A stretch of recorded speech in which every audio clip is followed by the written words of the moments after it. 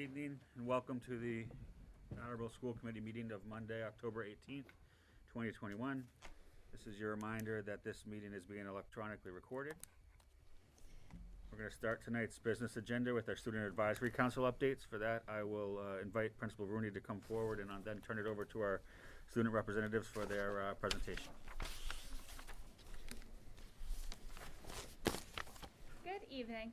This week's All Around Attleboro segment contains important information regarding the end of October. We've asked Mr. Rooney to be here because we will be announcing our goals for the Student Advisory Council at the end of our All Around Attleboro segment. Tonight we're going to start off with our SAC shoutouts. Freddie Wheaton received the Daughters of the American Revolution Award for Citizenship and Leadership.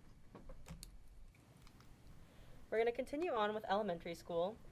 Hill Roberts Elementary School is hosting their book fair from October 18th to October 22nd. Students can come and buy books and other cool school supplies there. Willett Elementary School has their PTO meeting on October 21st at 6 p.m. Families have the opportunity to get to be more involved in their students' community by attending. Willett Elementary School is also hosting their paint night on October 21st at 6 p.m. Students and families can come and enjoy a fun night of paint. Studley Elementary School is having their picture day on October 21st, and Hyman Fine Elementary School is having a night at altitude on October 22nd. Students can enjoy a fun night with their friends at altitude. Studley Elementary School is hosting their fall festival on October 23rd at 4 p.m. for kindergarten and first grade, and 6 p.m. for second through fourth grade. Students can come and have a fun night with their friends and family. Hyman Fine Elementary School is having their PTO meeting in the library on November 4th at 6 p.m. Families can come and be more involved in the student school community by attending. For the middle schools, Wamsutta PTO is having their meeting on October 20th at 6 p.m. and Coelho Middle School is having their virtual PTO meeting on October 27th at 6:30 p.m. As mentioned before, families can come and become more involved in the student community by attending. Coelho is also having their 8th grade fall festival on October 28th, 2:30 to 4:30 p.m. Brandon Middle School is also having their picture retakes on October 27th, so make sure your student is dressed and ready on that day if they will be doing retakes. For the high school, homecoming was postponed until this Saturday from 7 p.m. until 10 p.m. Tickets will be available for sale in the SAO this week along with refunds. The marching band show is happening in Dartmouth, Mass. On October 23rd at 3 p.m. Lastly, senior pictures are due December 4th, and Chestnut Hill will be visiting Attleboro High School if you'd like your pictures taken then. More information is in this week's Blue Mail from Mr. Rooney.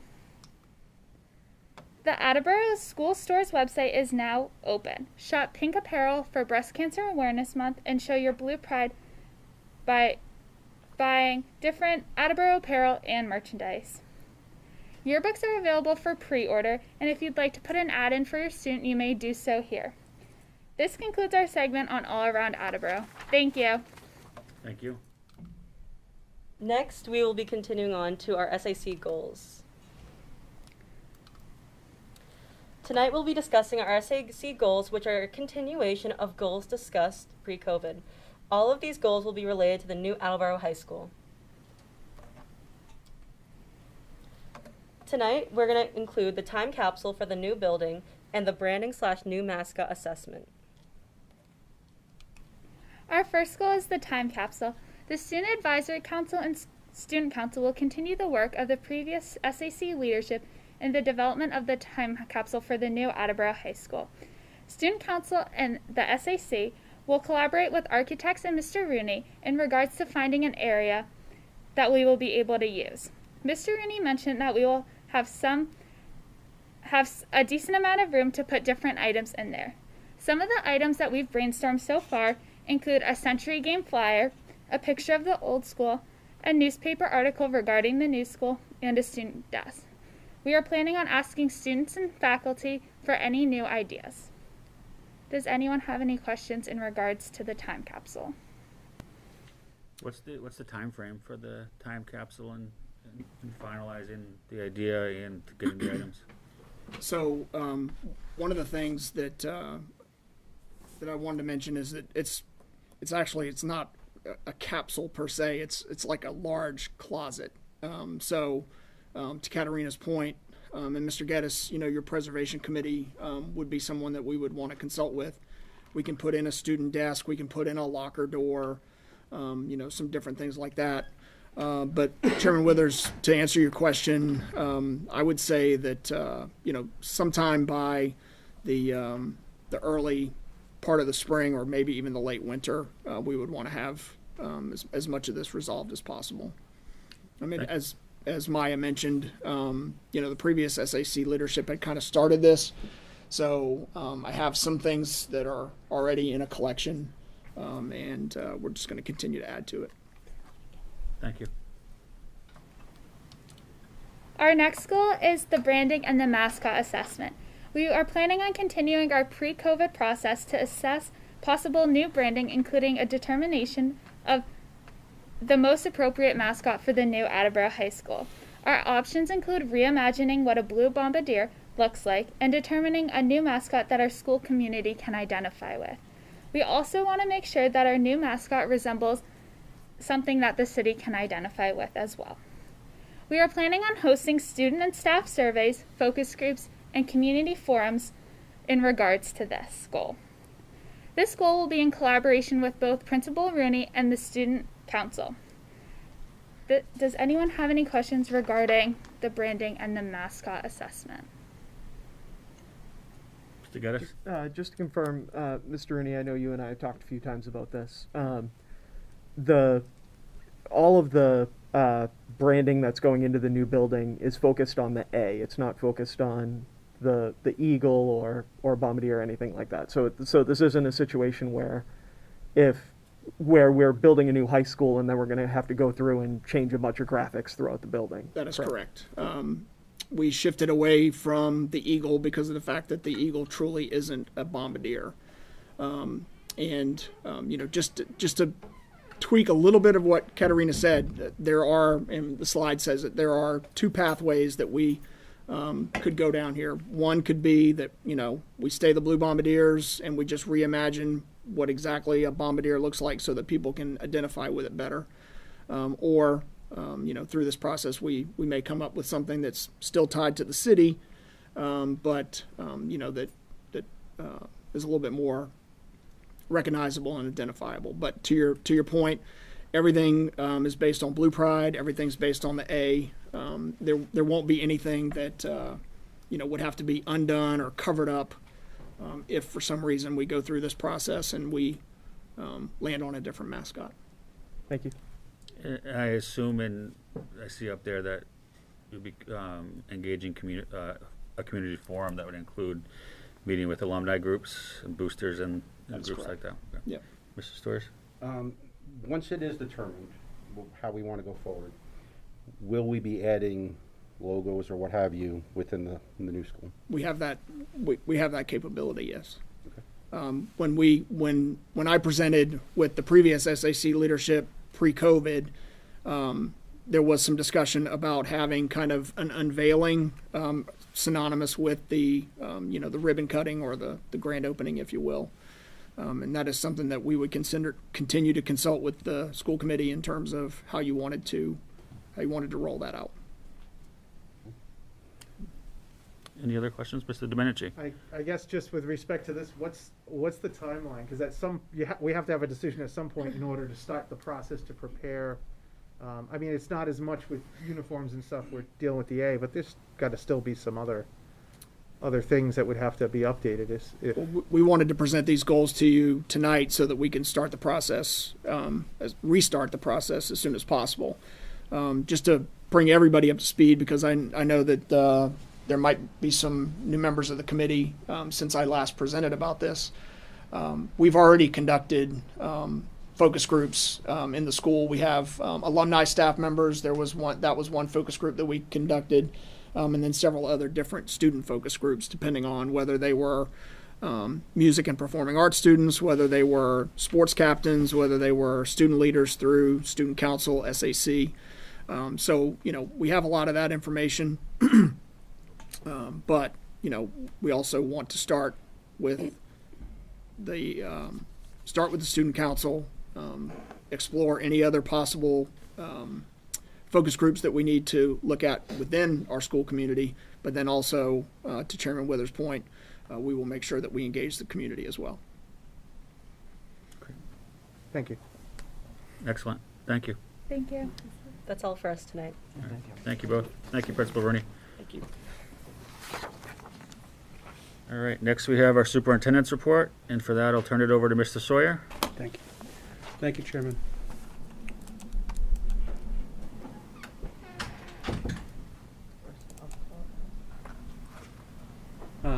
So I shared with you this evening, hot off the presses, our data in response to our discussion at the last meeting about our vaccination rate at the high school. From our perspective, the way that the state has organized this is it's really a building by building thing. We considered not only the high school, but also the ACA, which is in the building as well.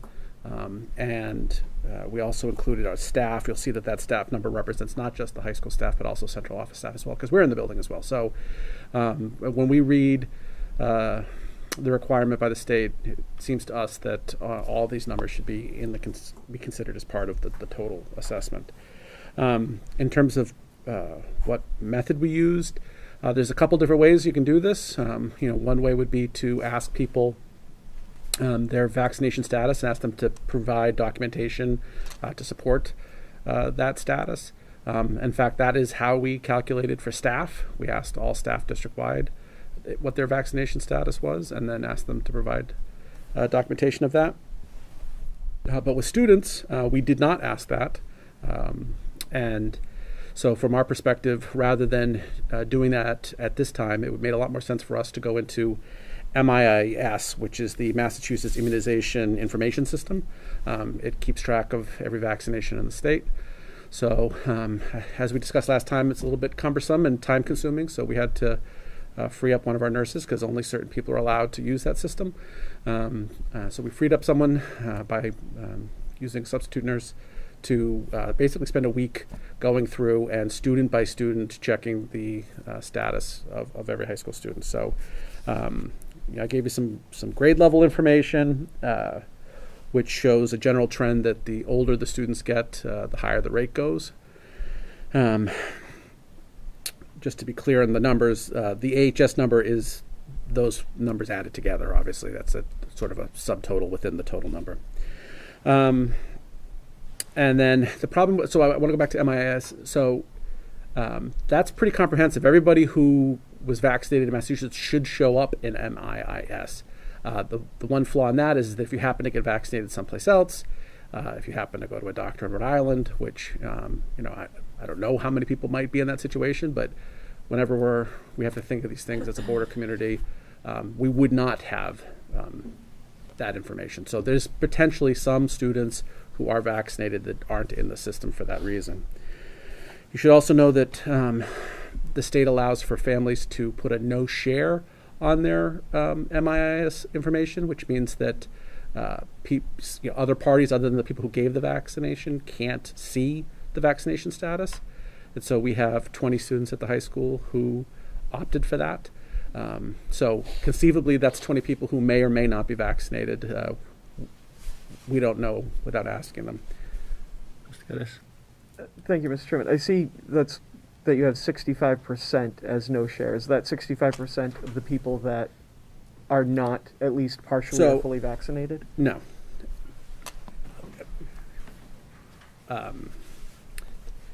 Jumping to the end. Sorry. 65% is if you imagine everybody on this list is vaccinated. That could be vaccinated is vaccinated. So All if the you no shares. if you put all the no shares in as vaccinated, the number gets to 65. Okay, thank you. Mrs. Storrs? So, to me, the ACA, because they're not in the school Yep. at the same time as the students and the... Actually, they do overlap, but There might be a little bit of overlap, but generally, it's the other portion of this that I think if we hit the 80, we'd be able to have a conversation. But unfortunately, that's 60%. So we're... Yeah, I mean, it's their number does bring down the average, but considering how many kids are involved, it's like a percentage point. So, again, the way we interpret how this is supposed to work, we believe that they should be included. But even if we argue that they don't, I think we're talking about a percentage point in either direction. So, if you're just taking a look at the high school by itself, its rate was 56%. The staff rate was 73%. We've been reporting a much higher rate, but as we've mentioned on multiple occasions, that was the rate of the people who responded. So we always had this group of people who haven't responded. We don't know what their status is.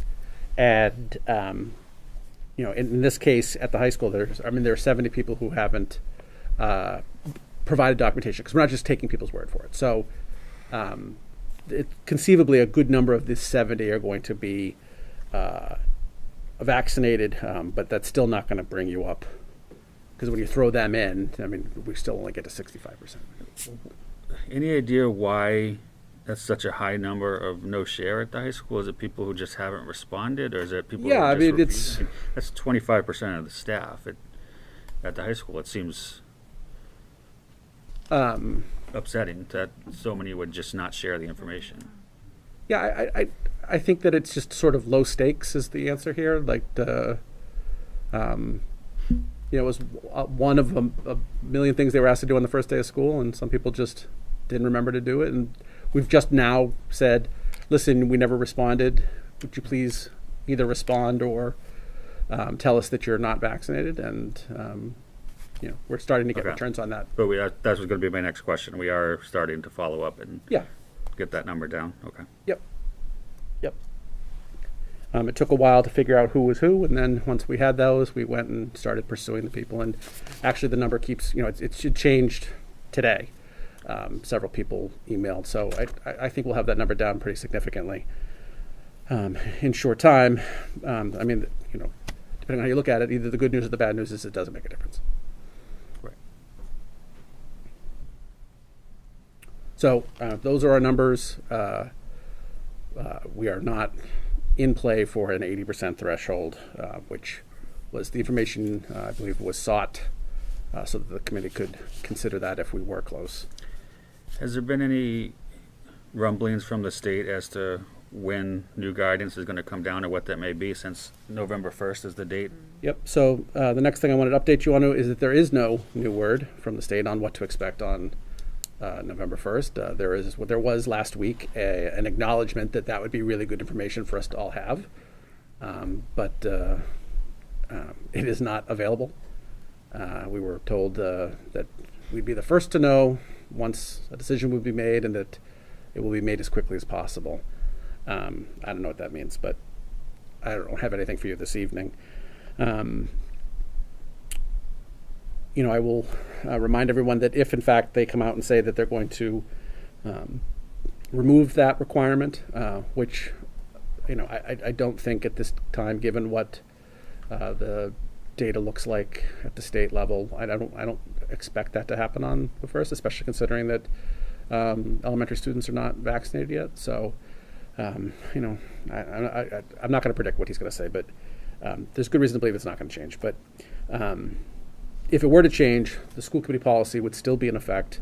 And I went back and reviewed that, and I just remind us all that in the policy that was passed in August, it was supposed to be revisited in 3 months. That would technically be by the November 15th meeting that policy, under policy, should be reviewed and discussed. Okay. But in terms of, how that'll look in relation to what the state says, they're going to have to tell us something before the 1st. And we have a meeting On the 1st. on the 1st.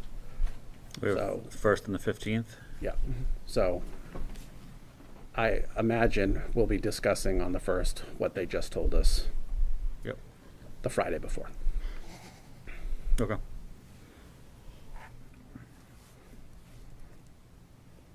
Okay. Moving on, a little bit of a testing update. You may have noticed that the number of positive pools last week was surprisingly high. We had 11. They were almost entirely at the elementary school, and that fits the perception that we're having, which is that the number of cases at our secondary level, the older kids, are seeing a significant decrease in cases, and the number of elementary age kids who are now testing positive has increased of late. I'm not a doctor, so I'm not going to pretend to know what that means, but it is a trend that I'm here to report that the nurses have noticed as well in their work. 11 pools led to a lot of close contacts. A lot of work. It's quite a strain on the district that we are doing all this testing, and then the follow-up testing, and the close contact calling, and the contact tracing. That you have to do that before you can make those calls. The test and stay for the kids that are in the programs. We really believe in our testing program, and we think that it's worth all that effort because we're keeping more kids in school and we're keeping the school safe. But it is a lot of work, especially when we have those kind of significant numbers. One of the interesting things about the numbers, though, is it's in the larger context, the numbers in the city have been relatively stable. They haven't spiked up in any significant way, but they haven't dropped either. We've been sort of going back and forth along a pretty steady line all fall. So it seems like the virus is really working its way through the unvaccinated, which of course would make sense with the younger kids. Participation in testing continues to creep up. I'm glad to see the number hasn't flattened out yet, but the pace of that increase is as I said last time, disappointing. I would remind the entire community that this is the best tool we have to ensure a safe learning environment. Those were 11 kids who came to school positive that we were able to catch and prevent further spread. This is what the whole part of the testing program is, and it's effective. And it's just hard to understand why half our families continue to choose to not participate. Mr. Sawyer? Yes. Sorry. On that, because I think that's an important point, but I think, unfortunately, I think there would be some families out there who would say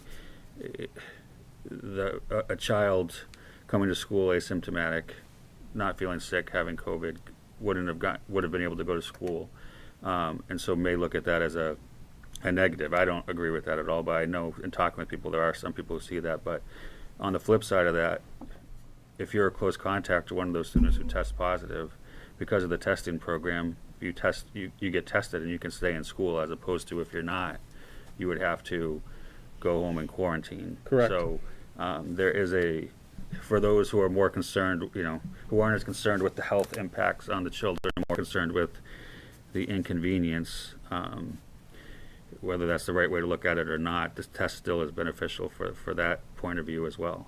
Yeah, absolutely. Although two important clarifications about our testing program. We've, from the get-go, been as liberal as we can with how we've been implementing the program to keep as many students in school as possible. As we've discussed, and as I've editorialized in my updates to you all fall along, the state really bit off more than it could chew with this one. By going to one vendor, it's caused problems for itself that I don't think it anticipated. And so part of that is that they can't handle the scale of what they're doing, and so they are walking back many of the things that they said that they would do this summer. One of the things that we already have stopped doing is we originally started with double swabbing, so that the state could identify when they identified the pool, they could tell us who was positive, so that we didn't have to do the reflex testing in school, which requires time and effort every school day in this district. So we don't do that anymore because they just basically said, we're sorry, but we can't do it. We don't. It's not working. We don't have what we need. So part of that also is that though we for up until just recently we've been accepting verbal consent. So when people who did not participate were called to say your child was a close contact. If you want to participate in test and stay, you have to give your verbal consent.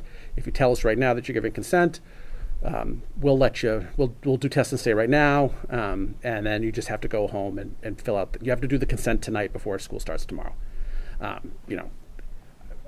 I'm sure in some districts it's quite the opposite. It's you didn't participate ahead of time, so now we're going to punish you and tell you that you can't participate.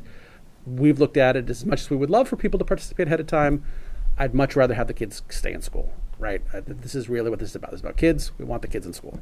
The state has told us we can't do that anymore. Very emphatically, not allowed. So at this point, when people are close contacts and they are not participating, we have to send them home on that day. If they that evening put in their consent in, then they can send their child in the next day and participate in test and stay moving forward. But on any given day, if you weren't in consent on when that day started, then there's nothing we can do for you. And that's, again, coming from the state, not from us. They've been telling us to stop doing that for a while. We kept ignoring them, and then they finally got out the ruler and wrapped their knuckles. The other part of that is that they've been telling us only do test and stay for kids that are affected by your testing. So when we have a positive pool, we have close contacts as a result of contact tracing, and those students are the ones they're saying the test and stay is for. They're saying that other students, like, I'm a close contact because I play sports in the afternoon, or I'm a close contact because I went to my grandma's, birthday party and my Aunt Matilda, tested positive, right? Those kinds of people, we've been told by the state, you cannot include them in test and stay. And again, we've been just ignoring them for months because we think it's right. It's good for children to keep them in school. If they're in test and stay, what do I care where they became a close contact? Again, the state's come down hard on us and told us we have to stop doing that. So we have had our efforts to keep kids in school curtailed by the state. And again, I believe this is really associated with them really not thinking through what they were taking on when they made the changes this summer. But test and stay still is still something that we're doing for students who are affected by positives within school, right? We are going to continue to do test and stay for those students. So there is still a benefit, but I just wanted everyone to know that it's not quite as robust as it was when we started. Thank you, Mr. Sawyer. I have a few questions, but one that's relevant to what you just said. So that would also exclude siblings in what you said. So a student in elementary school tests positive through the pool testing. That student has a sibling at one of the middle schools. We cannot then test that student as a close contact. They would have to go through a primary care or one of the testing sites. I believe they're going to have to quarantine. And that one's related to, we stopped doing test and stay with members of the same household, actually, even before this. Again, the state came down very hard on that, saying the majority of spread we're seeing with the virus is in households. When someone gets sick in a house, it's very hard to keep the other families from. For people who really have the ability to isolate and take it very seriously, we have seen some people don't do it effectively. But a huge amount of the spread we've seen in Attleboro has been within houses, and that's true both from a school perspective and a city perspective. So given how much of a risk there is of spread within households, test and stay we stopped doing for households a couple weeks ago. I'll hold off on my Mr. DeManchi? So I guess that's kind of where the question goes for the state. Is it a risk issue versus like a supply and demand or the capacity? On the household one, yes. That's I think that one's about their best thinking about how to keep people safe. Because the other ones seem to me that it's just about capacity. Yeah, because that baffles me. If the goal is to keep kids in school, and yes, they should have consented earlier, but better late than never. And if we have capacity, it should be expected that that's permissible. Yeah. I'm surprised. Do you know if other school community, is anyone challenging that at all, or is it just basically? Yeah, what it is. We've been complaining. Again, we've been ignoring them for quite some time. Yeah, you get the slap on the wrist. I get that. They, but many other communities have been with us saying that that's ridiculous. Why are we doing this? And that's why they keep telling us to stop, because a lot of us were just ignoring them. Because again, I think those of us on the ground just understand that this is about keeping kids in school. Yeah. But someone's at the other end receiving all these tests at a lab, and I guess they're the ones. Well, actually, in this case, when we're talking about test and stay, that's Binex. That's not about the lab. It's probably about buying more Binex tests. Yeah, I figured it was cost. Yeah. Thank you.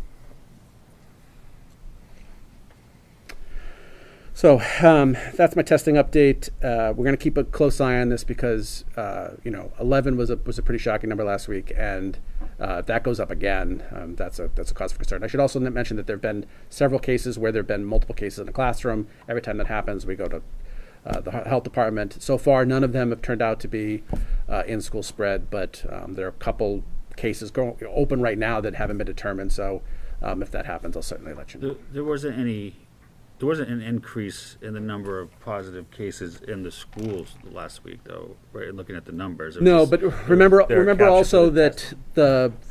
the report on how many positive cases we've had now runs Wednesdays, and the pools is for the week, so that runs Friday. So there were a bunch of positives that came out Thursday and Friday. So unless there's a drop this week, in the beginning of the week, I think we're going to see an increase for the next report. Okay. Mr. Geddes? And so that kind of goes along my next question, that the 11 positive cases, those were all picked up by in-school testing. Yeah, so positive pools. There's actually more Positive, than sorry. a couple of those pools had more than one positive in them. So So it's, I'm not saying 11 pools, but my question is, this report also includes total positive cases that we may hear about. So how often is it that the total number of positive cases is entirely from pool testing and doesn't include any? never. So I thought that was a shift. It does fluctuate, right? Because you're right, they're coming from multiple sources. Okay. And by the way, we're catching a lot of staff through pool testing. Vaccinated, asymptomatic, positive staff. That's been one of the surprises in this. There's been quite a bit of that. So, I guess my other question is, I noticed like our total number of positive cases is on pace to be lower than what we had all of last year.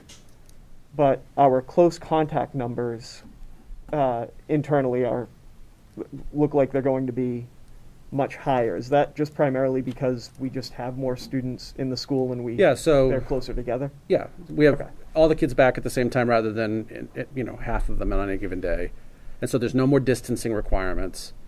And we also do lunch in cafeterias and not spread all over the place like we did last year. So there are at least 5 students in some buildings, more than 5 students, who are a close contact just by virtue of eating lunch at the table with the person who was the positive, right? Whereas last year, lunch rooms were distanced, so there were no close contacts as a result of lunch. So right there, that's 5 more without doing anything else. Plus, there are buildings like Willett, like the high school, where when you put all the kids back in those small rooms, you're not even close to distancing. So yeah, we're seeing quite a bit more close contacts as a result of that. I just didn't know. The good news is that we're not seeing spread as a result of that. So right. The state's position that distancing, isn't the thing that we should worry about. It's the masks. I don't know whether we'd be safe with the mask on or off. You'd have to do an experiment to know what's really true there. But certainly, we're not seeing spread as a result of wearing masks. And so I just didn't know if there were any other, like I was looking at, so far we've had 505 total close contacts among students, 390 that were close contacts within the schools. That's on pace for about 2,500 total for the year and about 1,600 within the schools for the year. That 1,600 is more than double what we had last year, and the 2,500 is compared to just under 1,900 last year. So I didn't know if there was some other factor or if it was just it's the entirely distancing. that. Okay. It's entirely that. Mrs. Torres? Have we seen any situations of false positives? So not with the PCR testing. So we do a pool. Somebody within the pool is a yes. We go back and we test everyone. So you're saying 100% of the times we've seen that somebody within that pool is indeed positive. Yeah. So last year, one time that I can remember specifically, we could not find the positive, and that could mean that Maybe they stopped It showing. was a more. false positive, but, you know, Yeah, timing. we did not run a second PCR, I don't think. So I'm not sure how that one exactly ended. But I remember there was one time that we definitely didn't. But every other time, we've been able to find the positive. Thank you.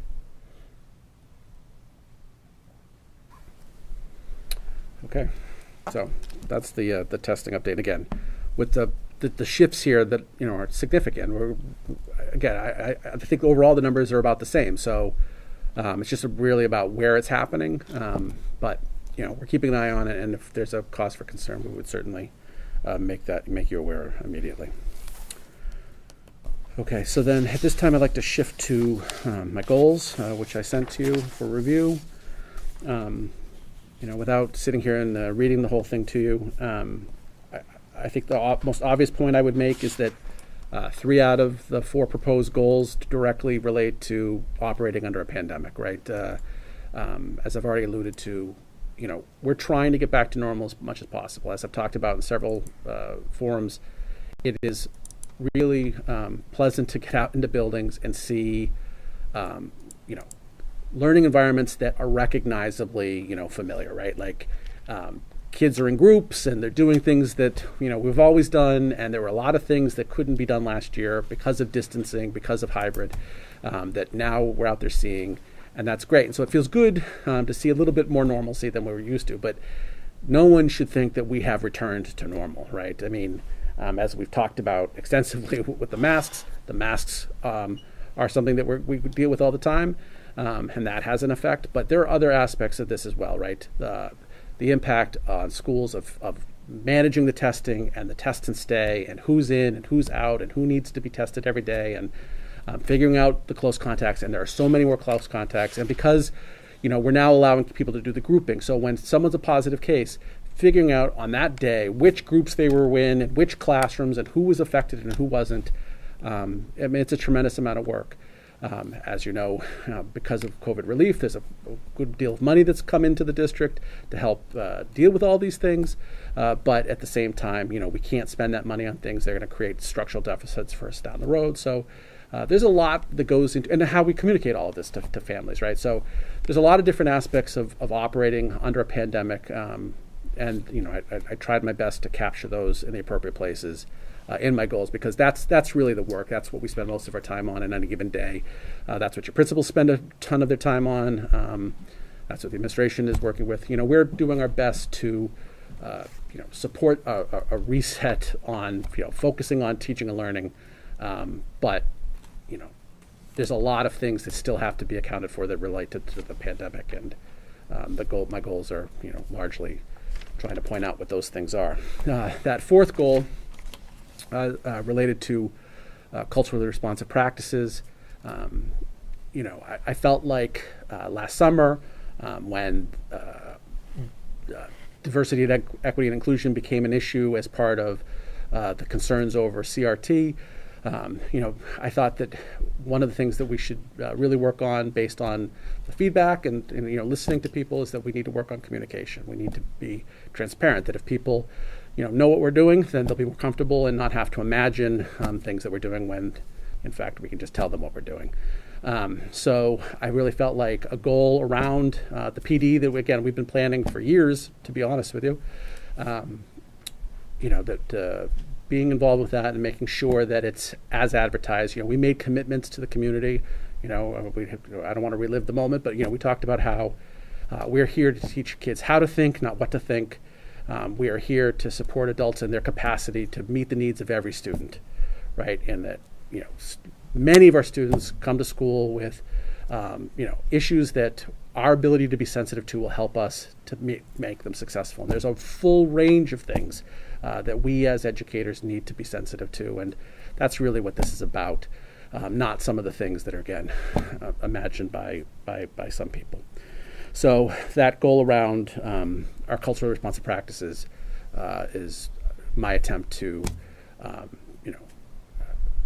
own that issue and to ensure that both the committee and the community are well informed as to what we're doing. Any questions or comments about the goals? Yeah, Mr. Storrs? Thank you, Mr. Chairman. I believe it was your second goal. which is effectively, we had the MCAS presentation last time. We had a large discussion how that is indeed one point, but it is a valid point that is good in relation to so if you're continuously comparing it to previous years, there's value there. You can see how different grades and different student grades as they move up are doing. I think you put that as one of your metrics. Yep. But the problem, if I understand it correctly, is when do we usually find out that what the results are? Pretty much we just had the report, so. August. Right. And when would we be doing your review? June, May? June would probably be the appropriate time to So do my it. point being is there's a metric that we're not going to be able to measure to. So I'm not sure if that's something that you'd want to take into account. Yeah, so I still think we should include that data, and it's like while that particular piece won't be there, we'll still both be facing each other 2 months later, and I think that I should be accountable for that data whenever it comes out. I totally agree with that. Yeah. It's just in relation to your review, the timing doesn't align. I just Yeah, noticed no, that. I think it's a fair point, but I didn't want to duck that either. Fair enough. Anyone else with any questions about the goals presented by Mr. Sawyer? All right. So we'll do, I believe, you might have just said it, we did your review in June in years past, correct? Yes. And we'll need to see what year we're on, since we skipped a year based on the COVID restrictions last year at the instruction of the state. But we have time to figure all that out. Agreed. All right. My final update for you this evening. One of the things that was interrupted by the pandemic was the formation of a new strategic plan. We were actually pretty well into the work. We had identified goals. We were, really good, just going through and making sure that we conveyed it in a way that really captured what we meant, and that the details of the plan didn't forget the various things that had emerged through the brainstorming and planning process. So, we were pretty deep into the whole thing, but did not make it to the finish line before the pandemic. So I just wanted to let the committee know that literally tomorrow, the members of the committee that was involved in the strategic planning will be receiving an email. Ms. Regan will be reaching out to them to describe to them a pretty accelerated process in which we hope to get a proposed strategic plan to the committee for January. We think that we were far enough along that we should be able to deliver that in that amount of time. So, unless there are any questions about that. Yeah, thank you, Mr. Chairman. A quick one. Being that, what is it, 5 years ago, what have you, we created the foundation and the pillars and all those things. And they've proven, I believe, to, a lot of thought went into it. They make a lot of sense. And I hope we're not, reinventing the wheel. That this team that is, looking at this, that they started there and they didn't just say, oh, let's change everything. That they kind of said, okay, what still applies and what can we add and change? I'm hoping that's the way this is going to end up. I mean, as just one member on the committee, I'll say that I feel like that's exactly what we did. Very good. I mean, there are some adjustments that were made from lessons learned, but on the whole, I think we feel like the last plan was a successful one, and we wanted to continue that work rather than start over. All right, thank you. So we'll be updating the committee through that process. Just wanted to give you the heads up that that restart is beginning tomorrow. Okay, at this time, I'm going to turn it over to Ms. Regan, who is going to give you some details about the professional development that we had on October 8th. Thank you, Superintendent Sawyer. So the schools presented the first of the PD sessions on culturally responsive practices on October 8th. The Professional Growth Council of the lab and the ILTs collaborated together based upon a frame that the Professional Growth Council had developed. Each ILT was able to customize the agenda for their own school. and they were also able to take a look at the information that was being presented and contextualize it so that it was unique to the needs in each building. So the objective of this session was to understand why culturally responsive practices are important to student engagement and achievement. Culturally responsive practices is acknowledging, recognizing, and understanding that our students' backgrounds are indeed assets. And so these assets include their academic strengths, their challenges, their culture, their race, their identity, and their ethnicity. And through this approach, students are able to feel more connected and engaged in the learning, and they're able to develop stronger relationships with those that are around them, resulting in positive gains both in and out of school. So what did that frame look like? The frame included facilitating conversations about our student demographic data and how it's changed over time.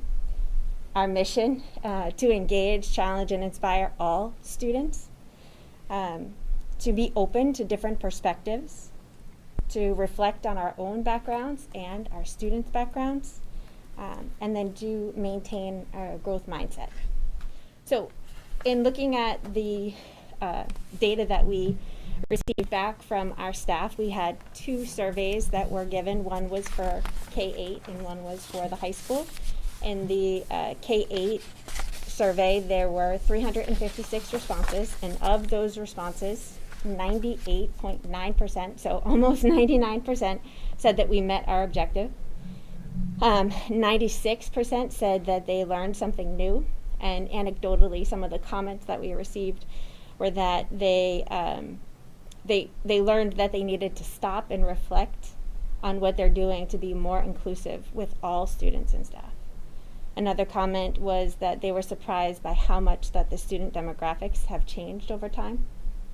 We were looking at the past 20 years. And one of the other comments was that they wanted to learn how to incorporate more ways for students to share what they do outside of school to make connections with other educators and classmates. At the high school, there were 107 responses, and about 90% said that we met the objective for the high school. 88% said that they learned something new. And in thinking about and reviewing the comments, one of them was that acknowledged that this was a big topic and that there was more work to do and more discussions needed to be had, and that they also acknowledged that seeing the data is very important to learn about how the district is changing. So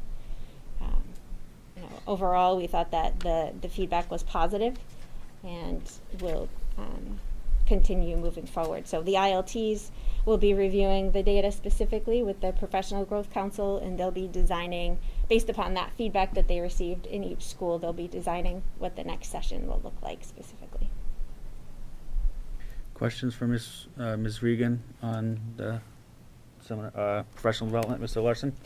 Mine isn't a question. I think we talk about the lab and the councils within the lab, and I don't think we quite give it the recognition that it really, in my opinion, deserves a lot of recognition. I mean, I've been a guest for a number of years on the lab. It's an amazing group of people, and the district is so fortunate to have all of them and all of the people on the council. And, you know, this was a classic example. This is a PD on a relatively controversial topic. Over a 90% success rate. I mean, that's hitting it out of the park, folks. I mean, I don't know how else to say it. You take something that people are very concerned about, very controversial, and you hear that it's over 90% success. These people are doing great work. And, you know, I have so much respect for the lab and the councils and the people in it. It's a great thing. And I think we're the only district in the state that's got one. And it's a huge, huge benefit to us. Mr. Storrs? Thank you, Mr. Chairman. When I hear schools, you know, different elementary schools, different middle schools doing different things, it always raises a little concern for me, because I believe in equality. I believe that, generally, things should be the same across the district. Obviously, in this situation, we're talking demographics, so there are differences. So, being that the case, within the elementary schools or within, I'm sorry, I'm the photographer working in the auditorium. I'm leaving. I just didn't know if you need me to close that front door or leave it open. Mark? To the building? Thank you very much. so in regard to the one elementary to the other elementaries and middle school to other middle schools, can you just give us an idea of what the differences between one building and another building might look like in this regard? Yeah. So I think it was more about the structure of the session. So in some buildings, they were very, very large. So take the high school versus Willett. And so they were thinking about the structure of the small group conversation and how that was being delivered within each building. I think the content was mostly the same, and then the conversations around the content were mostly the same, but it was more about being able to facilitate conversations so that everyone was able to understand and how it impacted their students. So follow up. So you're generally saying that as we move forward, as they're developing the next portion of this, one elementary school to the next will generally be the same, Yeah. and one middle school to the next will be generally the same. Yeah. Okay, thank you. Mr. Geddes? Thank you. My question was pretty much along the same lines as Mr. Storrs, but just to piggyback off what Mr. Larson said, I think including the administration, for the central administration, building administrations, the presenters, and the instructional leadership teams in that, it really is incredible work. I agree with everything Mr. Larson said and thought it bared some repeating. I would just add, thanks to the administration for this presentation on professional development. I know that's something that we got a lot of requests for when this issue arose over the summer, so I appreciate you doing it. And it is a controversial topic. It's a CRT itself is a controversial topic, amongst members of this board as well. So showing that this type of professional development isn't the Trojan horse into that type of teaching that some people were concerned about, I think it's helpful to put minds at ease. And so thank you for the good work and for the presentation. Thank you. Thank you. That concludes my report. Next on the agenda, we have a proposed memorandum of understanding with Bristol County Savings Bank. To start, I'm going to ask Mr. Sawyer to speak on this, but before we do, in my other professional life, I have a professional relationship with the bank, and think it'd be best that I abstain from the discussion and the vote. So I'm going to yield the chair to Mr. Geddes for the purpose of this discussion and vote, and hope he gives it back when we're done. Won't happen quick enough. Go ahead, Mr. Sawyer. Thank you. As I would imagine you're aware, Bristol County Savings Bank has a branch in Attleboro High School, has for as long as I've worked here. I don't know exactly what year that started, but it's been for quite some time. When we discussed, the new building and moving things over, we reached out to them and asked if they were interested in continuing that relationship. We have a banking program at Attleboro High School through the math department that the branch makes possible. So, we were very interested in keeping this going, and they were as well. So we decided to do that, as you know, and it was part of the educational plan, and it was included in the drawings, and so there's a space for it. None of that is new. The basic idea here is that we would carve out a space in the retail area, and that they would build it out. They would take on the cost of making the bank the way they wanted it to. All we were basically giving them was 4 walls and some plugs. So as we went through, we got to a place where it's about ready for all that to happen. One of the things that became clear was that none of us could find the original agreement that made the relationship with the bank a real thing. And I think we all suspect, because back in the 90s, nobody thought that was even necessary. The feeling was that we should formalize the agreement, and the MOU that is under consideration tonight was crafted to basically enshrine the relationship that already exists. There's nothing being changed about it. It's basically just creating, the basic agreement that makes the whole thing work, that should have always been there in the first place. So I would ask you to consider approving that agreement so that we can move forward and they can do the work to have the bank ready to go in the new building. And so I do think it's pretty straightforward. The only real difference between what's written and what has been happening is really specific to the structure and space within the new building, correct? Correct. Does anybody have any questions or discussion? Mr. Storrs? Thank you. Let me start off. I've always thought it's a good thing that we have the branch within the building. I think it's going to be even better when it's in an environment where the community can actually come in and access it. But in looking at the memorandum of agreement, there were definitely a lot of things that the school district will provide as part of the new facility.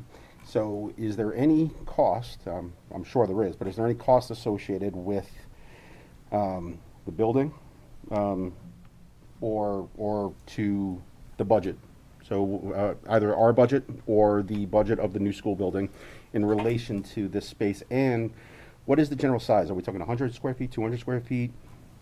I mean, it looked like it was probably like 2 people, 6 foot, a vault, what have you. So I'm guessing 100 or 200 square feet, but I figured I'd ask that question to get it up. I'm going to ask Mr. Furtado to help me with this one.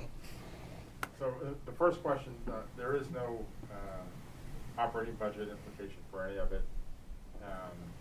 The bank is paying for all of the requirements for the space in the new building, just as they paid for the space here when they redid it. So it doesn't impact the project at all. It doesn't impact our operating budget at all. And the space is pretty small. I think it's a little over 200 square feet. Any other questions or comments?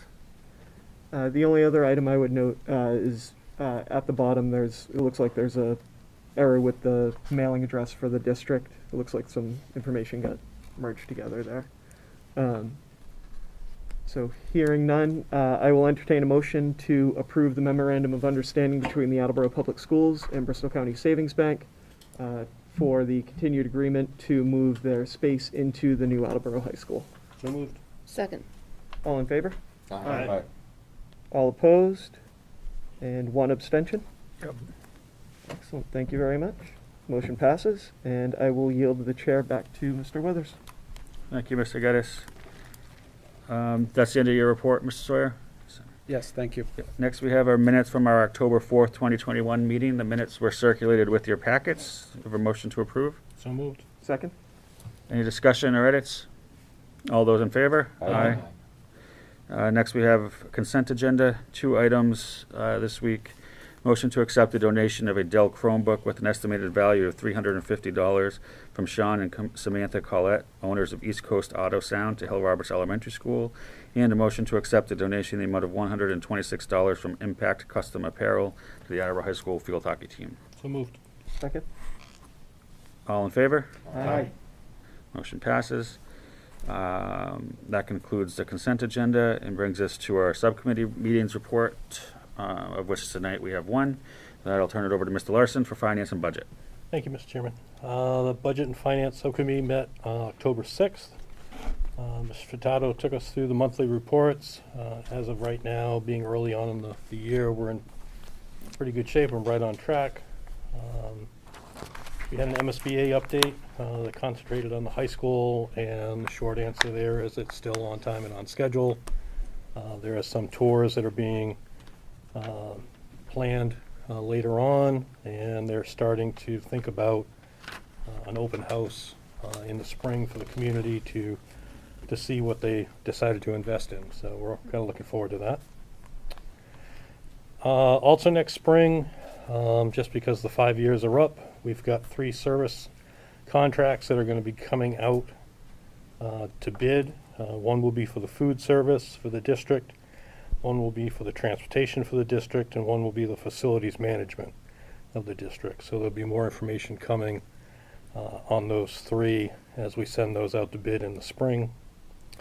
We do have one motion to bring forward to the full committee. It's a housekeeping for payment of prior year invoices that were not in as of the end of the year to be paid. So it's the recommendation of the subcommittee to recommend to the full committee to pay prior year invoices in the amount of $59,747.34. The invoices were all sent out to you ahead of time. If there are any questions with that, Ms. Furtado or myself would be happy to answer those. Otherwise, I would entertain that motion. So moved. Second? Second. Are there any questions? All in favor? Aye. Motion passes. Mr. Chairman, that's the extent of our report. Thank you, Mr. Larson. That concludes our subcommittee reports for tonight. Next, we have open forum. Is there anyone who would like to address the school committee tonight at open forum?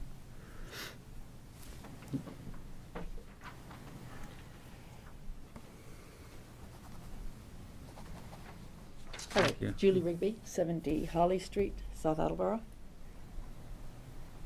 How soon do the minutes go online after the meeting?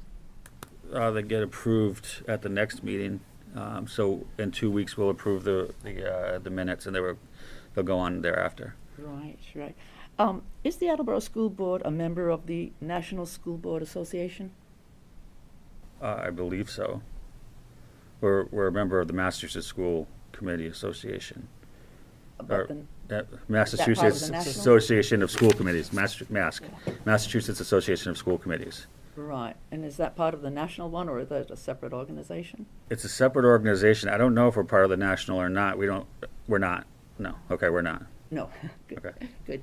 And the report on the professional development, was that a survey to the teachers or an instruction on CRT?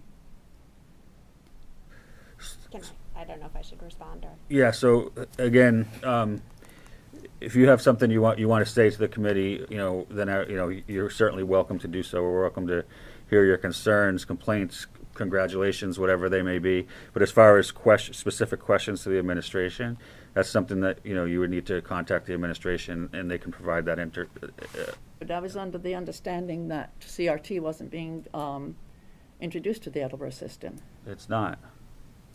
but to the teachers? No.